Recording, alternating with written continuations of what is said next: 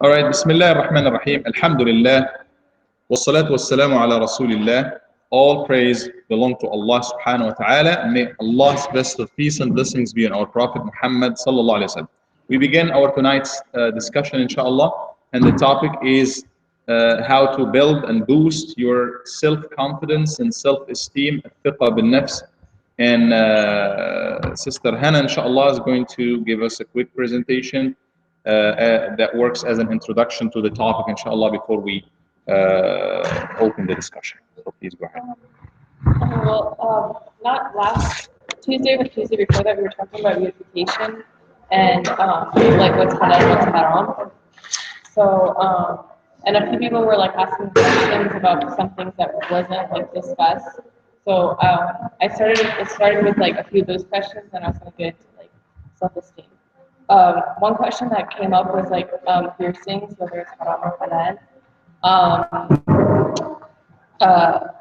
What I found was that it's okay as long as you like. There's a few conditions.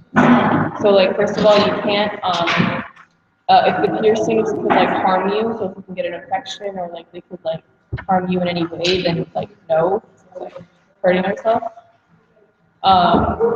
And then if you have to like show your awra in front of a man or a woman to like get the piercing, that's also haram. So if like for instance, if you want to get like a belly button piercing or something, then you'd have to do it. Like you'd have to have like a mahram do it for you. So it's like no. But are you going to talk about the self-esteem thing? Yeah. Okay. Okay, and then you have to also like keep in mind like your intention and like the society you live in, because first of all, with your intention, you don't want to be like getting piercings that make you look like the kuffar, because the Prophet ﷺ said that whoever imitates a people is one of them. And then also the society that you live in can sometimes frown upon piercings in certain places.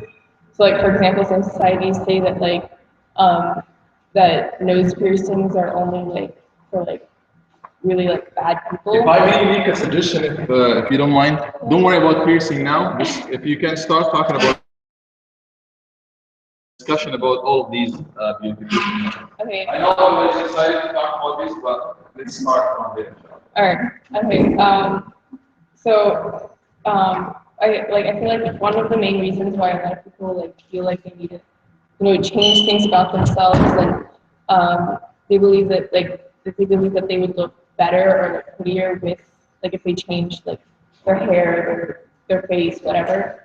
So I feel like one way to sort of refrain from using like these things that could possibly be halal or haram that we don't know of is sort of building your self-esteem and trying to make your self-esteem like having more self-esteem. One thing that I saw, there was this lady. She had like a little girl, and she would a lot of times like the lady would like stand in front of like the mirror, and she'd be like, oh, I'm fat, or like, oh, I don't look or like I'm ugly or anything like that. And she began to like realize that her daughter started saying those things about her, and her daughter was like 5.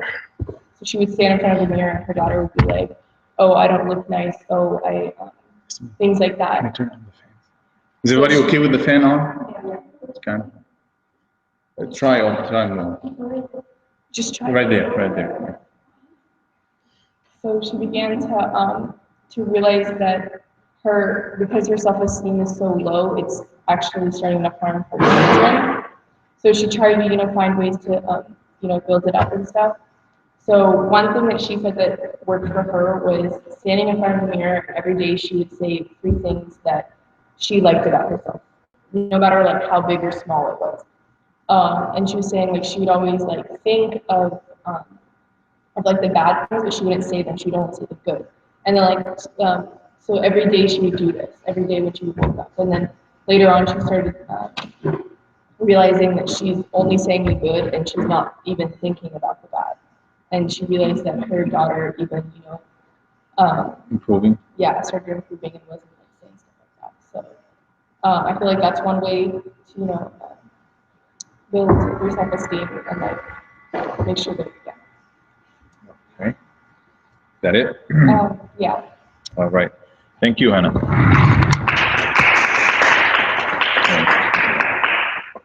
Very important topic.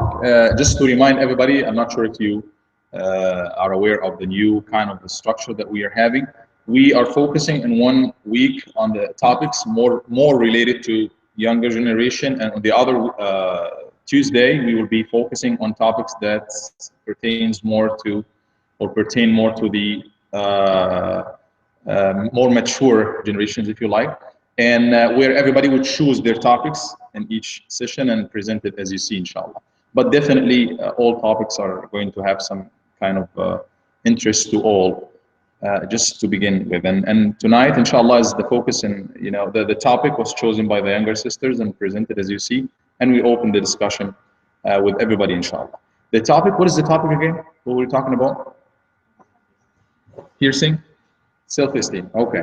So self-esteem and self-confidence. This is one of the values that, guess what? We are born with.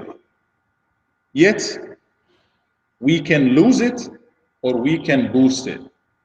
Look at any child and compare our own life and attitudes with a child. If anything that happens with a child would happen to me and you, we would lose our self-confidence. A child is trying to walk and they fall laughing. It's cute, but the child doesn't care about others. And he stands or she's having fun that he or she is learning how to walk or talk, right? He doesn't really, the child is so much open, care much about, what would others say. You just say they have this kind of self-esteem. So point number 1 is that it's fitrah from Allah. Allah created us strong within for who we are, and He talks to us that we are so special. He created us He created Adam on his shape, regardless of the tafsir of that, and He gives him nafs. He gives him this special ruh, soul, spirit that is inside every single thing, and love and perceive the world. We are so special. We are the cream of the creation of Allah subhanahu wa ta'ala, the top of the. Allah created us and created everything for us, all humans. So it's fitrah in me and you. We are created strong in having confidence and self-confidence and self-esteem by default.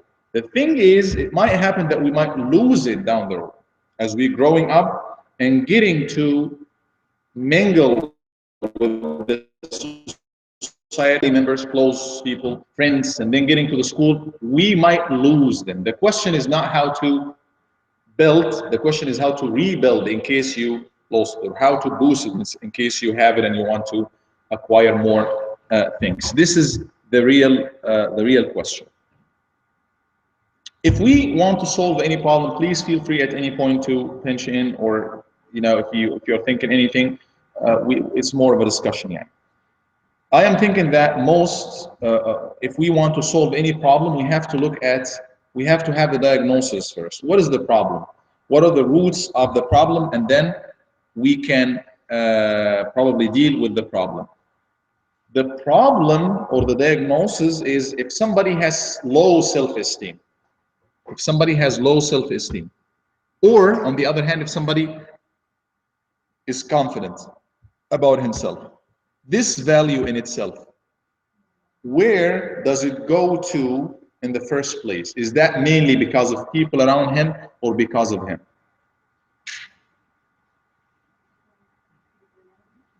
Because of the people around him? So if we say it's because of people around him, definitely could be an important cause why he is, this or that. But let me put it in a different way. The key to solve this problem, the key to keep this value or shatter this value, if it is with people, then we are simply saying that you cannot do anything about it, and it's whether you are in a, it really comes back to your family, your society, your classmates, your teachers, people around you, that you can be self-confident, have confidence in yourself, or you have low self-esteem, so you have nothing to do. I personally believe it all comes to you. It all comes to you as a value. You are the one who can allow the vision of others, the views of others, the judgment of others to affect you, or to you can bypass it, right? Am I right? So it all comes to you. If you are highlighting the vision of others, of me, how do they see me? If I say my opinion right now, is it going to be accepted? If I dress like that, am I going to be like, look cool, nice, accepted, whatever? So it's all me. I like that, and it's nice with all the things. It's Islamic, it's good, it's whatever, but I like it. Whether others would like it or don't like it, yes, we have to respect how others would, receive it. But if you are basically or fundamentally highlighting how the world perceive you, then the problem is with you, and this is one of the roots of the problem. Do you see what I'm trying to get through? I'm trying to say that it all comes to you. If you are dressing for others, saying things, and before you say that, you think saying things to confer with others, to please others all the time, not really what you believe or what you stand for. You might change your directions because of others. Then this is a very good sign that you have low self-esteem. You need to be confident enough to dress what you like, even if it's, others do not believe in that, or it's not. Like the example is your hijab. Some sisters, and it's a lot of reward from Allah, but it comes back to the self-confidence. I have confidence in myself. This is my deen. This is my religion. This is what I believe in. Or what others will say about me. It's not only hijab. It's whatever you want to dress. It goes either way. It's clearer also in views when you are in a class or any group, whatever it is, and you have a view that you think in your mind, this is right, but it's opposing some people, or it's going to be cause some discussion or some disagreement, or people might make fun of it. I believe it's right, so I have the right to speak it up, put it out there, and prove it, and put the evidence behind it. Whether it's going to be accepted or not accepted, that's not the matter. So we have to look at the world as we see it, and look at ourselves as we see, not as others would see us. That's not, again, to say that you have to ignore others and just put them down. No, you have to have a filter in there. To what limit that you have to please others? And is that going to be against your at the expense of your own self-esteem, or you have this kind of balance? So it's kind of circle that this is how it begins. You feel that, or you have the conviction. I didn't put these, it's my daughter's. So you have this conviction that, you are embarrassed to talk, or you are embarrassed to express your views, or to do something. You have some kind of anxiety, this kind of bad feeling to do anything, and that takes you in a vicious circle that you don't go anywhere. How can you retain and regain or rebuild your self-confidence again? One of the ways that you should just suggest, I don't know where did you get this from, but this is one of the so many little things that I read about. Just like now, internet helps us a lot, because this topic is more of a psychology maybe, or something. It's beautiful that you have to highlight the positive things in your life. Basically, if you stand in front of a mirror and talk to yourself, make sure your mom doesn't see you or nobody sees you, because they might, think there is something wrong. But this is one of the ways you could probably be creative enough to create other ways. Speak to yourself. I achieved that. I have this. I can do that. Talk to yourself positively. Highlight the good parts of yourself. Now you're not boasting or being arrogant. You're just trying to put things for what they are. I am good. So by highlighting these and talking about these, you will overcome the feeling of, no, I can't do it. I can't say it. I can't present tonight, for example. generally speaking, I can't talk, I can't say my view, I can't, no. So when you speak, you say, no, I can do, I did that before. I have achieved this in the past. I have managed to do this and that. So by highlighting and talking about good things, positive things in your life, you will get this kind of self-confidence in there. Can you think of other ways how to build this self-esteem and confidence? Simple ways, or more complicated if you like, deeper. Great, that's a great one. Is that the same thing? But let's focus on that, analyze it first. And we're gonna take everybody. Be around positive people. I guarantee you, if you hang around with people who, see the world from this gloomy perspective, wallahi, you will see the world in it from the same gloomy perspective. That, everything's bad, the world is, whatever it is. If you hang around positive people, you will tend to do the same thing, and the hadith is so clear. Al-mar'u ala deen khalil. Deen here, deen actually, the general meaning of the word deen is what? Way. It's a way. So the person would always go the way of his intimate friend. So your intimate friend or friends or company or group see the world like that, you will tend to see the world because this is how it is. We're social. So hang around positive people. Oh my God, that's you guys are saying everything I'm preparing. Comparison. We always put ourselves into this kind of, do I look like her? Do I, how do, you compare yourself to others. Well, again, everything can be done in a positive or negative way. I'm not saying that you have to just create a single category for yourself above everybody where you can see everybody, where you see everybody below you. No, that's not what I'm talking about. But what I'm talking about is get out of this vicious circle of comparing yourself, your eyes to the eyes of others, your shape to the shape of others, your grades to the grades of others. You don't want to do that. Allah created you different from anyone else, including your mom and dad. That's not to say you have to, you isolate yourself. No, take good things from others, but stop in everything, big or small, you compare yourself to others.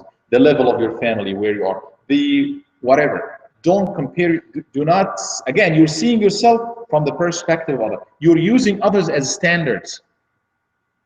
Other people who are like you, when they are not standards. Our standards, as we know, is our giants of Islam, our Prophet ﷺ, or somebody who's very successful in science.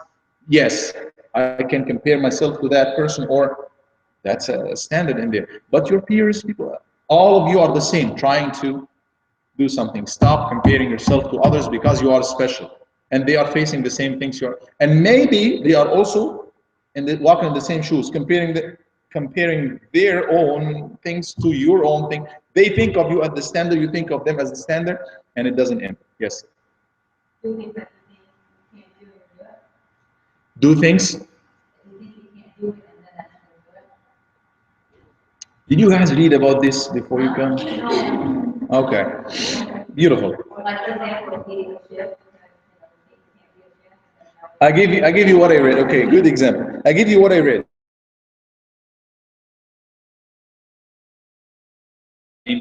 That's what he did when he was 17 or 19.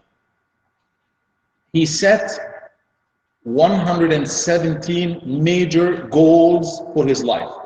He said those are the hundreds. He took his time, a couple of years, I believe, and he said those are the. I hope I can. No, it's on the other computer at home. He enlisted the goals that he. This is my life now. I'm in the beginning of my life. 17 years old. I have all the life. Yeah, inshallah, Allah knows how long everybody is going to live. But he was like that kind of visionary person. Like, what do I want to do with my life? He defined a list of 117 goals that he said, that's what I want to do in my life. Okay.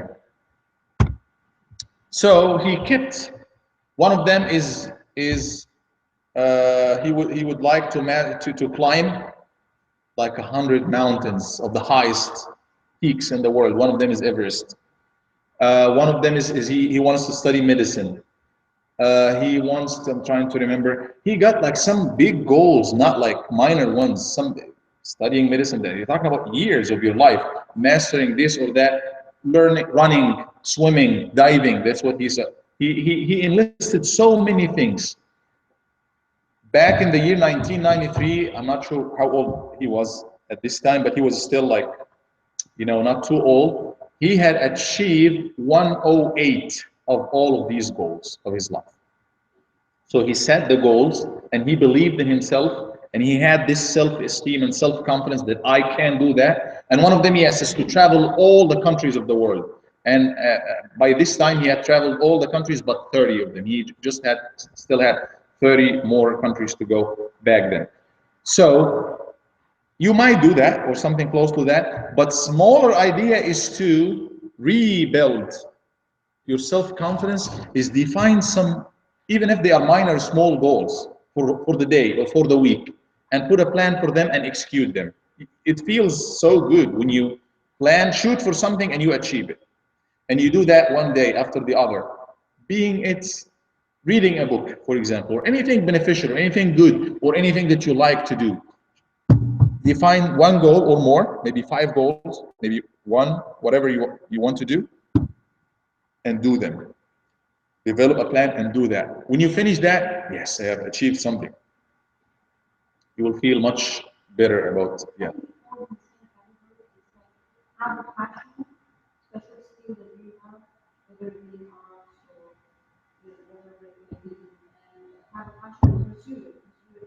I'll tell you something. I'll put this aside. That's all. Wallahi, that's all what I. Yes, that's also there. And how to rebuild your self-confidence. Maybe you are focusing and trying to be like her or like him, but that's not what you are good at. You might be excellent at something else that you're not focusing on. This person is gifted as far as math, for example. Yes, I'm not saying forget about math. No, do your best. But it's not the end of the world that somebody's scoring top in math and you are a little bit behind and you want to be there. It's good that you are trying, but do not make it the end of the world.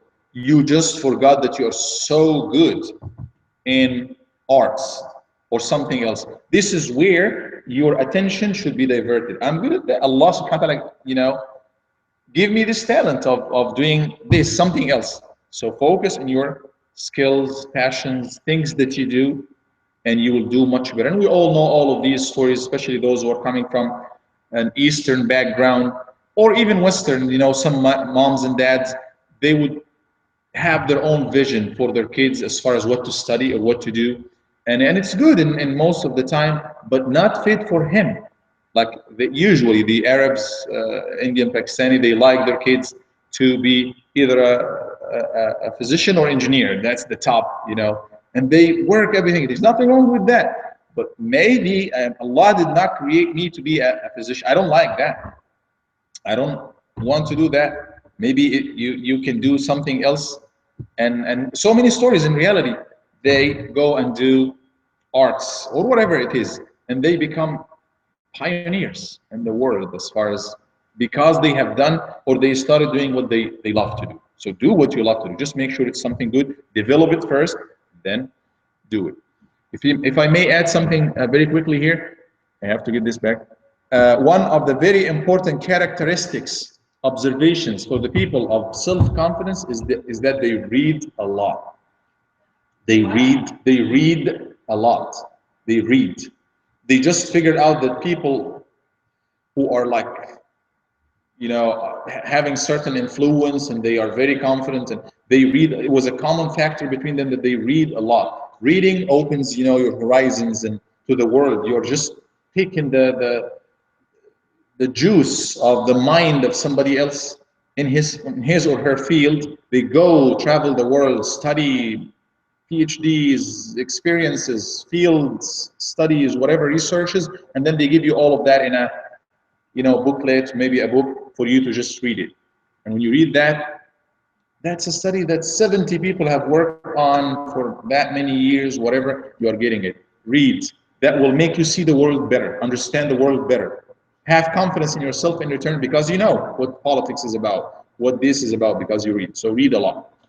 Other ideas and items and factors to rebuild or boost our self-confidence. Non-fiction. I did not look into that specifically, but reading, I give you an example of giants of Islam, scholars of Islam, and actually it's going to be basically anybody else. You would look, when you look into their life, their biography, this person is known to be a faqih, jurist, somebody of an Islamic law. That's his area. But they would be literally experts in Arabic language, in poetry, in some of them in medicine sometimes. Reading, make it as a habit, so much so that you enjoy it. You read anything that comes. Yes, you will come to the level of filtering what you read, but if you develop it as a habit, you are going to benefit a lot. Because if you read in politics, for example, we have no clue what's going on, and just people now in an election year, it's more of a game. Again, people shoot some words at others and then they reply back, and we watch and we're trying to understand who is doing what. When you read more and more, some about the history, some about whatever, you will definitely see the world from a better perspective. When you read more about anything, and one of the goals that he put, this guy, the 117 goals, one of them was to study 20 different peoples, countries, their habits, some about their history, and he did that. And one of his goals also was to study or master, I'm thinking, 4 languages. One of them is Arabic, and he studied all of these languages, and he mastered them, and he would speak this language perfectly. So, we can do that. That takes us back to setting some goals and reaching them. But yes, read. This is one of the things in there. Any more ideas how to boost and rebuild our self-confidence? He does? Okay.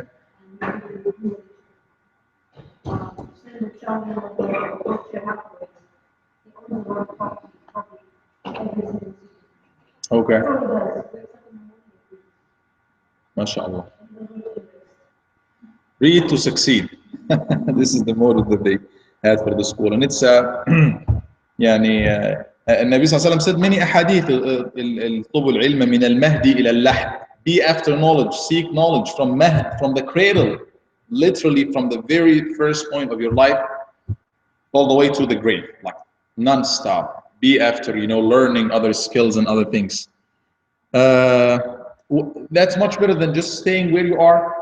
And always, if I ask you a question now, how many skills or things that you want to learn, or you think you want to know, and you have been thinking like this for quite some time, but you never took a step to learn this, and you will not fail to tell me 3, 4 things. I want to do that, I want to do that, I want to be good in that, but you never do anything, so it's never going to happen, probably. I give you an example. All Muslims, no exception, they love Quran. They want to memorize Quran. They live and die with that thing in there. But not all of them achieve that goal unless they start even with one surah, one short surah, and add to it, or anything, any other skill or any other thing that they could be looking at. I would just like to go back to the self-perception. How do you perceive yourself? Because all of that is going to come back to this thing. How do you look at yourself? We have to respect ourselves, regardless of what. Not saying to accept, but we have to respect ourselves and know that yes, we are weak here, we are strong here.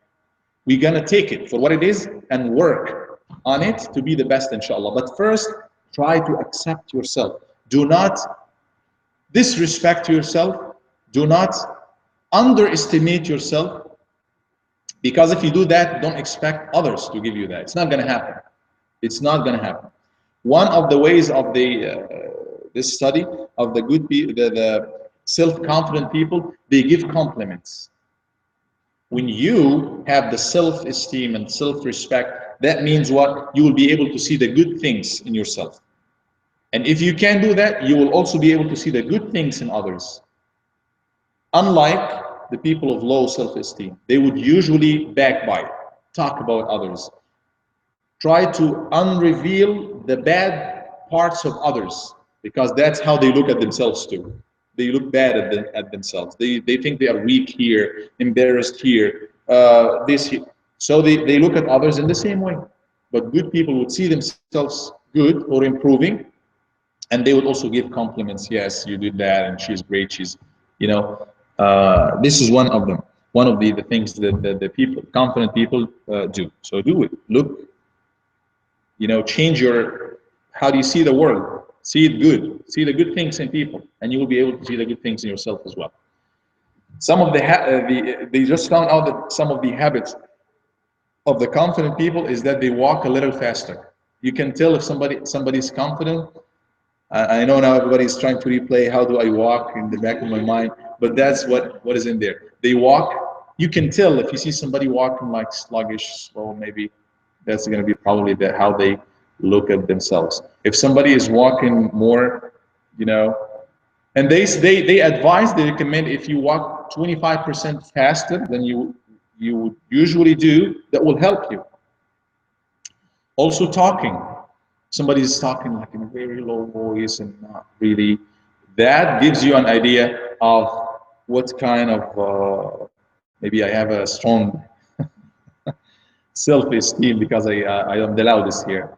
I don't know. So, and that's when you look at the life of Nabi sallallahu alaihi wasallam. When I read that, one of his characteristics, the Sahaba would say, they would describe everything, how his lips are like, how many white or gray hair in his beard when he died. They would give you details of his features. One of the features, he said, when he walks, in Arabic, كَأَنَّ مَنْ حَطَّ مِنْ صَبَبٍ, which means as if he is walking down the hill, like he's coming from a high place to a lower place. He walks like if somebody, another Sahabi, trying to describe his base of walking, he said, if you are walking next to him, trying to talk to him, you will basically be running, trying to catch up with him.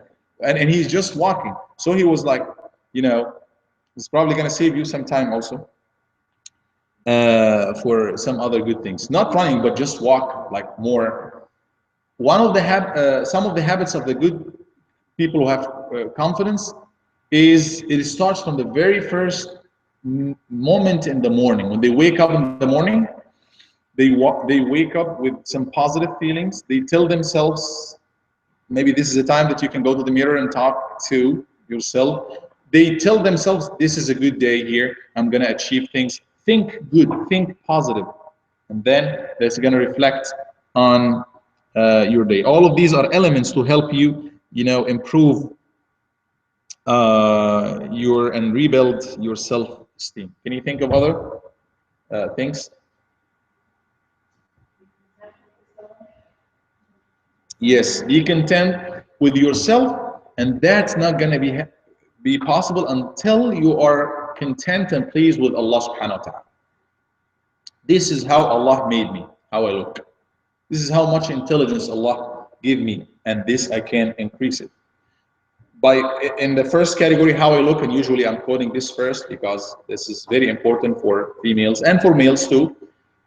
Yes, this is how Allah created me, but there's nothing wrong in trying to look more beautiful, not necessarily to go extreme in things, but as little as being, fresh, being cleaner, taking good care of myself, not going to the extreme, but just focusing on the essential things. How you dress, for example. Yes, it's how I perceive it and how I like, but it's going to have an impact somehow. So try to choose something that reflects your personality somehow. You see what I'm saying? So sometimes we build our perception about others without even talking to them. Somebody walking in the street, from what they dress, you can tell. He might be PhD, physician, scientist, whatever, physicist, but he is dressing like somebody who is what? Like a construction builder or something.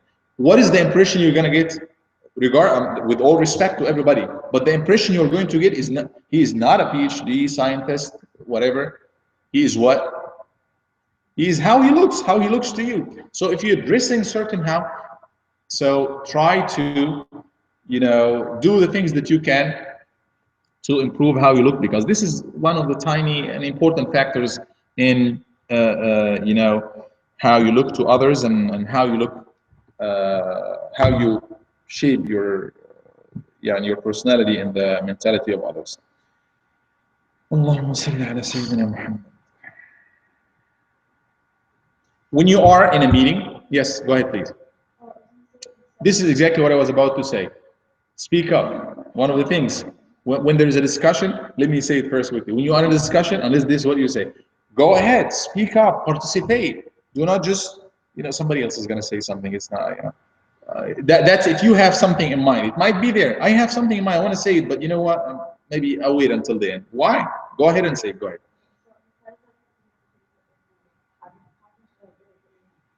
Speak louder, because this is a sign of self-confidence.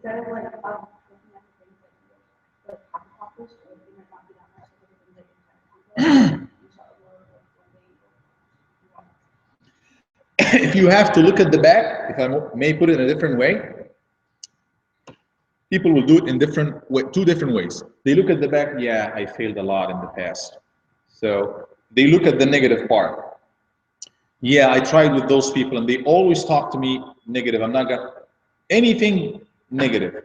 The other way, I look at the back, at the positive thing. I have achieved this in the past. I have done it before. I failed, but I tried one more time, and so this is how you look positively at the past.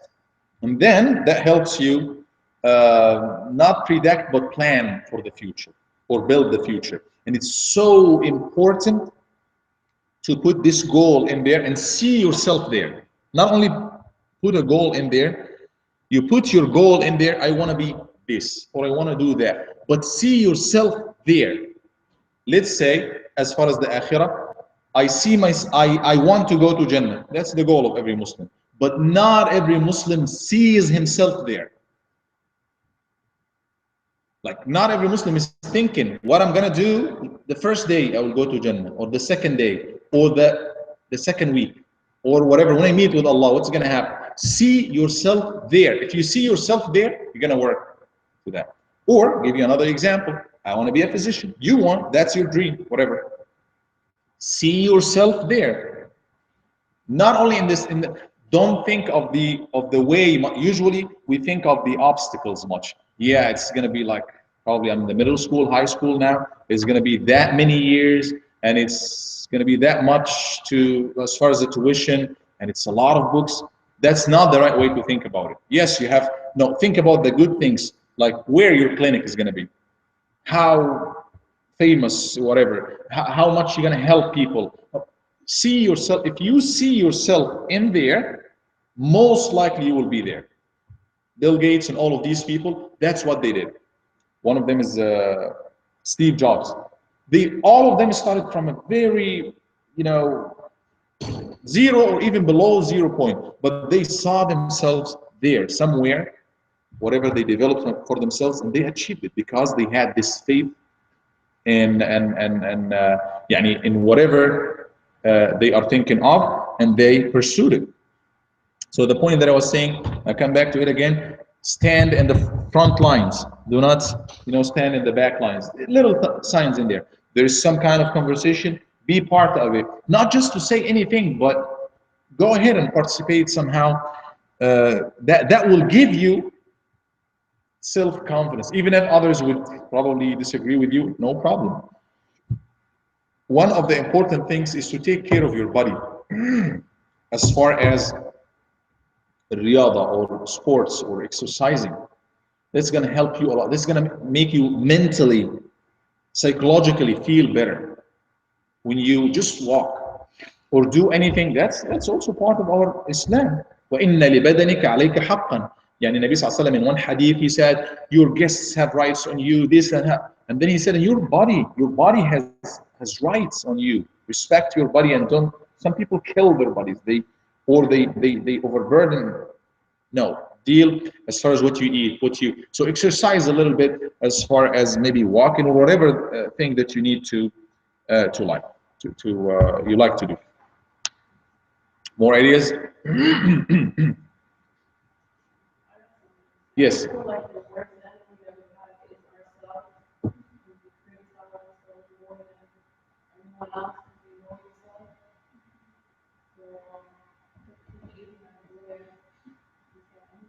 Right. So it could be your best leader or guide, or it could be your worst enemy. Either way. Because Allah subhanahu wa ta'ala said, in ourselves, وَهَدَيْنَاهُ النَّجْدَيْنِ. We guided him, the human being, both ways. Like if you want to go this way, it's there in yourself. If you want to go the other way, it's also there in yourself. It all comes back to you, which side of yourself that you want to highlight. You want to highlight the good things. And Allah subhanahu wa ta'ala gave us an advantage of, He already highlighted for us the good things. You see the children? Nobody is born, no child is born a serious killer by nature. No. So Allah highlighted the fitrah that He created in us, the good things. We need to highlight them and keep investing on these. Couple of examples, and if you have anything else, please feel free to just put it up. Couple of examples from our history. Our Prophet ﷺ himself, he had confidence in himself, and he had confidence above all in Allah. Fiqh billah subhanahu wa ta'ala. He puts all the trust in Allah, and that gave him all the confidence. In one situation when he was making hijrah, migrating from Mecca to Medina, you can imagine somebody trying to, being commissioned by God to be a prophet, to guide people, to be the last of the prophets, this and that. But for 13 years, achievement is very, in terms of numbers of people and things like that, there's not really much.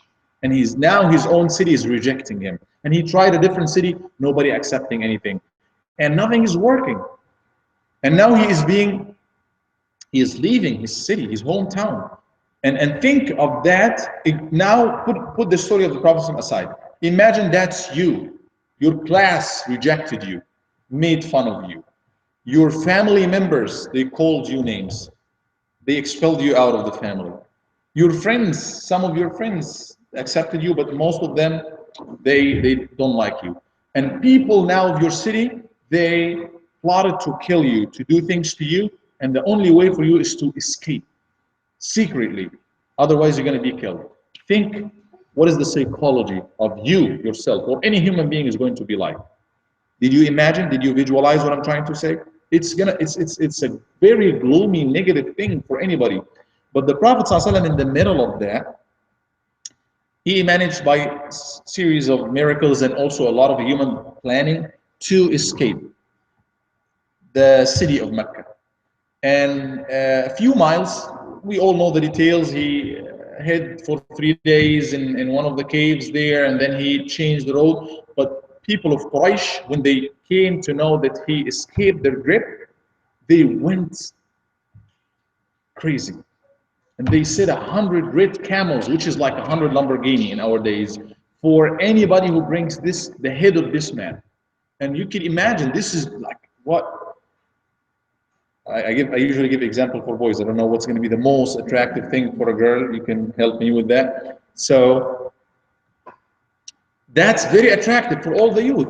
One of them is Suraqa ibn Malik, very strong Faris, who is like, everybody went trying to look in the desert around Mecca. Where did he go? Because if you bring him, just one person, maybe him and his friend, it's not going to be much if you go to get him, but that means a lot. It's a big gift. So Suraqa ibn Malik, he did everything, and he came all the way to the Prophet ﷺ, and he was just a few feet away from him. And the Prophet ﷺ, Abu Bakr was there guarding the Prophet ﷺ, because this is the Nabi, this is the hope of humanity, the guide of humanity. And he was sometimes going to his right, to his left, front, back, doing his best. Suraqa came and Abu Bakr panicked. Ya Rasulullah. And Nabi ﷺ did not even look behind. He did not. The other man is there with all of his arrows and bows and things, and he's ready to shoot. But the Prophet ﷺ did not do anything. and a miracle happened there that the horse legs sink, literally sink in the sand. The first time he tried to shoot, second time, third time, and then the Prophet ﷺ, he said, "Ya Suraqa, I tell you something. The time will come, or I'm anticipating how you would feel when you have the bracelets of Kisra, of the king of the Persia, one of the superpowers at this time. Like the time will come, I can see it, that you will have this. You will have this." What is the Prophet ﷺ talking about? He is promising somebody what, yani his situation is that he doesn't have anything, he doesn't own anything, but he had faith that not only that he will escape that, no, he will go to a different city, and this religion will be established, and it will prevail all the way that it will even beat the superpowers of this time, and the personal things, bracelets of Kisra, that king back then, they use all of these things, they will be brought to Muslims, and they will be giving to you. Like, go back, and the day will come that this will be a gift for you. The point here is that the Prophet ﷺ had self-confidence in himself, in Allah subhanahu wa ta'ala, first of all, in himself, in his religion, in his idea, and that it's going to go there. I see myself there, whether I'm going to be there or not. Actually, it happened, not in his time. In the time of Umar radiallahu anhu, which is the Prophet ﷺ passed away, Abu Bakr came to be the leader of Muslims for 2 years, and then Umar. In the time of Umar, it was the time when Muslims spread everywhere, giving their message of peace, of Islam, and they won the war against the Persians, and the bracelets and special things of Kisra, they were brought all the way to Medina. When Umar radiallahu anhu saw that, later on Suraqa ibn Malik accepted Islam. Sometime later he became a Muslim. Then Umar radiallahu anhu called him, summoned him, called Suraqa for me. Suraqa came and he said, "Today, one of the promises of Rasulullah is going to be fulfilled." And he gave him the bracelets of that king. The point is, in Nabi Sallallahu Alaihi Wasallam back then, yeah, Umar now is the king over what's called now Saudi Arabia, Yemen, all of the Gulf countries, Egypt, Syria, Sham, he is the king. The time will come that Muslims will be ruling all of that, and I can see it in there, and you are going to get this self-confidence. And maybe he is, supported by Allah subhanahu wa ta'ala. Yes, it's there. But I give you a couple of other examples of very young people. One of them is Abdullah ibn Zubayr. His name is Abdullah ibn Zubayr. In the time of Umar was so influential person. When he talks, when he moves, he doesn't mean, this is how Allah created him. He was so strong before Islam and in Islam that you will kind of majestic person somehow. So the little kids would, when Umar would go in the street, they would just run and go everywhere, not afraid of him, but that's the king. And he was so tall, by the way, very, as far as the physique, like huge person.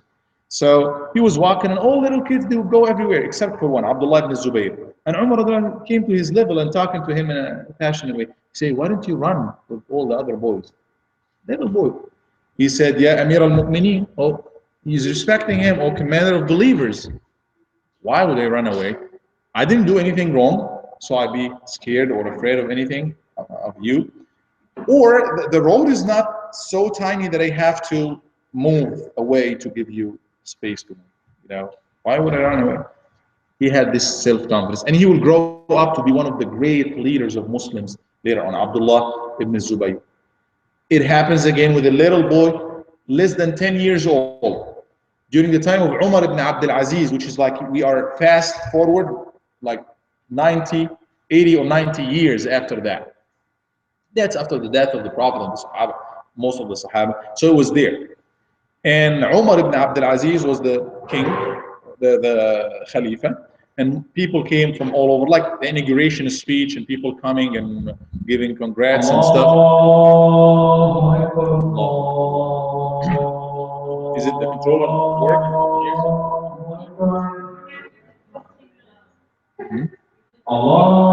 This is the event, so we pray at 9. 15 minutes before 14.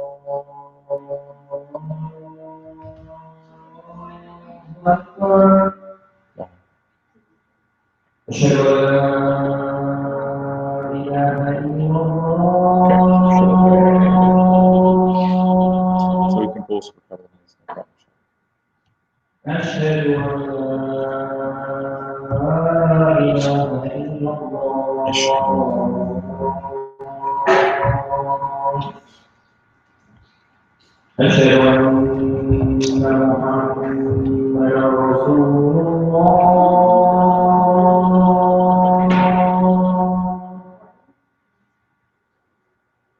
أشهد أن محمدا رسول الله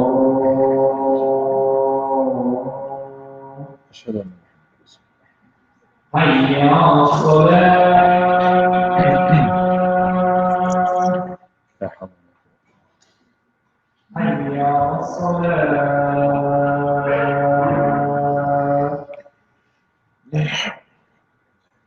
حي على الفلاح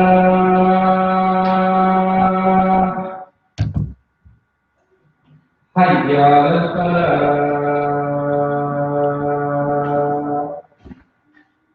الله أكبر الله أكبر الله لا إله إلا الله لا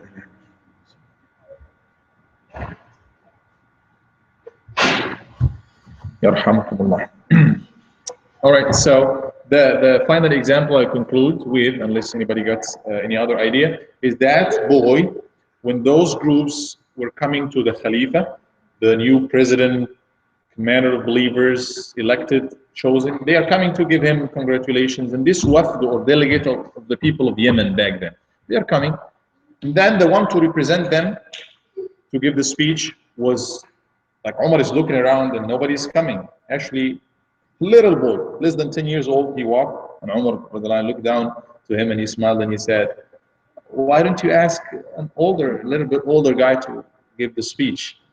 He said, well, O commander of the believers, yeah, Amir al-Mu'mineen, like Mr. President, showing him respect. If it is by age, you would not be the one who is there. If it is by age, there are a lot of people who are older than you, so it's not by age. You know, it's mainly, and he said it's mainly by what you carry in your heart, how much knowledge and how much, and how you can articulate it, you put it. And I think I have these two things. And then he said, he said that first, and he said if it is by age, then many other people would be in your place, not you. So Umar radiallahu anhu respected him so much and he admired what he said, and he said, go ahead and give the speech. So we have to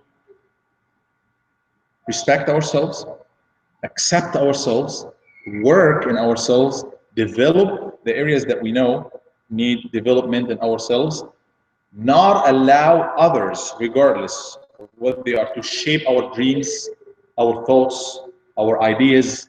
We can take from others, we have to take from others, teachers, parents, people of other experience, even friends, but to a certain limit. Not to always compare ourselves to others and hold them as a standard, not to accept the judgment of others on us and go by that and try to confer with the society regardless. No, we have to go by what we feel is fit for us and be confident. And this is some of the ways to build confidence, inshallah. Do you have anything else to add or say? Okay.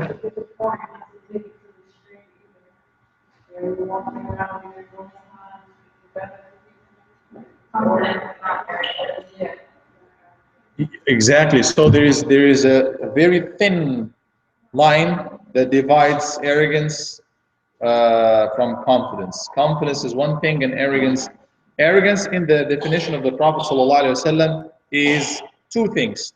There are two main signs for it. Batarul haqq, rejecting the truth. Rejecting the truth.